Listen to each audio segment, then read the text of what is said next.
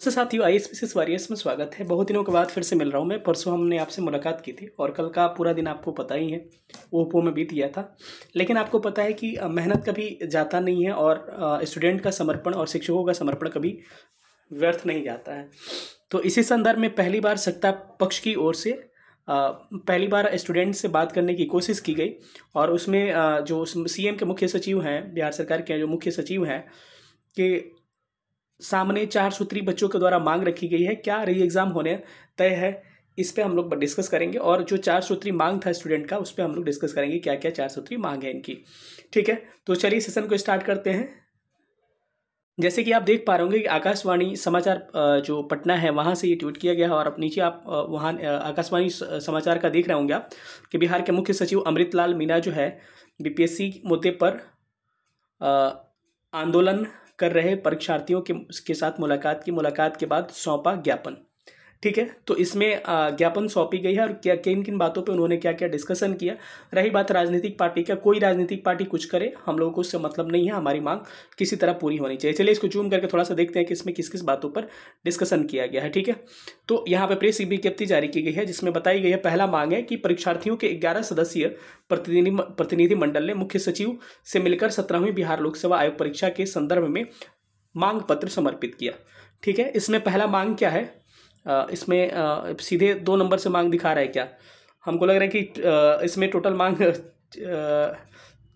5 होना चाहिए, एक इसमें स्किपिंग है। जो भी है देख लीजिएगा। इसमें पूरी प्रारंभिक परीक्षा को, या नंबरिंग गलत होगा, पूरी प्रारंभिक परीक्षा को रद्द करने, परीक्षा में अनियमितता उच्च स्तरीय जांच कराने, अभ्यर्थियों के खिलाफ दर्ज मुकदमे वापस लेने, परीक्षार्थियों पर अत्यधिक बल प्रयोग करने में संलिप्त कर्मियों पर कार्रवाई करने तथा दिवंगत मतलब कि डेथ किया हुआ सोनू कुमार के परिवार को मुआवजा देने की मांग की गई। कुल मिला जुलाकर यही कि पहला क्या है, इसमें मुख्य जो प्रीलिम्स है इसकी टोटल परीक्षा को रद्द करने की बात की गई है और उसकी जांच करने की बात की गई है।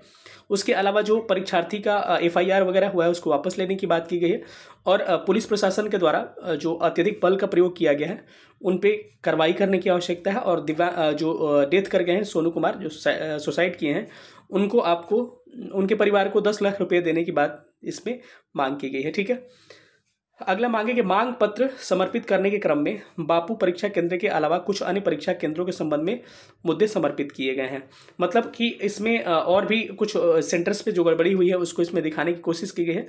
अगला यहाँ पर आप देख पा रहे होंगे कि सभी बिंदुओं पर गहराई से चर्चा करने के उपरांत प्रतिनिधिमंडल आश्वासन दिया गया है कि उनके द्वारा समर्पित मांग पत्र पर विधि सम्मत कार्रवाई की जाएगी। परीक्षार्थियों को यह भी सुझाव दिया गया है कि वे शांति बनाए रखें।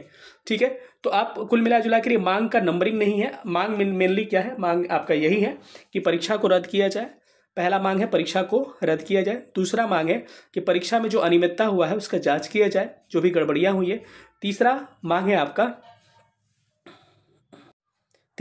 आपका अभ्यर्थियों के खिलाफ दर्ज मुकदमे वापस लेने, परीक्षार्थियों पर अत्यधिक बल प्रयोग जो किया गया है उनकी जांच करना, चौथा मांग। और पांचवा है, इनको क्या है, आपको क्या करना है, आपको इनको जो डेथ किए हैं सोनू जी, इनको 10 लाख रुपया देना है। तो ये मांग है।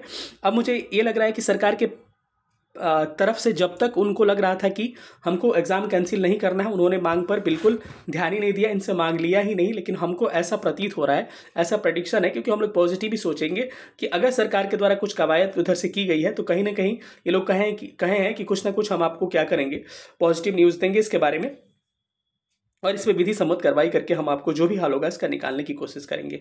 तो हम लोग यही रखेंगे, एक आस लगा के रखते हैं कि री एग्ज़ाम फिर दोबारा हो। बाकी अगर कुछ प्रॉब्लम्स आती है तो आगे का हम लोग जो भी होगा करेंगे। लेकिन हमको लग रहा है कि पॉसिबिलिटी मैक्सिमम नज़र आ रही है, क्योंकि मुद्दा है, ये एक राज्य का मुद्दा नहीं रहा है, एक राष्ट्रीय मुद्दा हो चुका है। और कल हर जगह नेशनल जो न्यूज़ जो चैनल्स हैं उन्होंने सारे खबर को क्या किया है, विस्तृत से कवर किया है। तो हम लोग ऐसा आशा व्यक्त करते हैं कि कहीं ना कहीं ये दोबारा परीक्षा की जाएगी। सेशन देखने बहुत बहुत धन्यवाद। Thank you so much. जय हिंद।